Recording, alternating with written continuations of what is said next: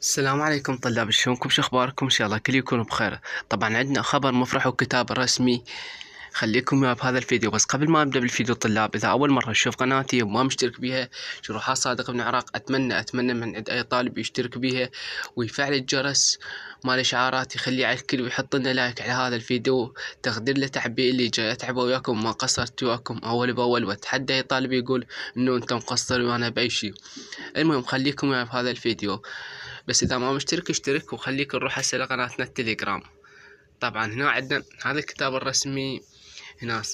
طبعا صباح الخير طلاب، هذا الكتاب الى اللي ما شافه كتاب رسمي من ائتلاف قادرون الى وزير التربية للطلاب الراسبين. النائب حسن الحسناوي وجه هذا الكتاب على وسيلتقي قريبا بوزير التربية يتناقش. طبعا هذا كتاب الى وزارة التربية وبخصوص الطلاب اللي راسبين بثلاث مواد، يعني مود يمتحنون دور ثاني، يعتبر مكملين يمتحنون دور ثاني ان شاء الله.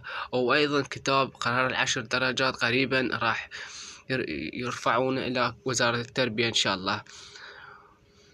فأتمنى من جميع الطلاب انه يشتركون بقنواتنا اليوتيوب ويفعلون الجرس، حتى ان شاء الله اول ما يرفعون الكتاب الثاني العفو مال قرار العشر درجات، وزارة التربية ان شاء الله توافق اما على قرار 10 درجات، اما على قرار هذا اللي راسب ثلاثة اعتبار مكمل، ومتأكد انه راح يوافقون عليهن اثنينهن ان شاء الله. فنتمنى من عندكم الاشتراك بقناتنا على اليوتيوب وتفعيل الجرس حتى توصلك اخبار وزارة التربية اول باول. اتمنى لكم الموفقية ان شاء الله والنجاح الدائم.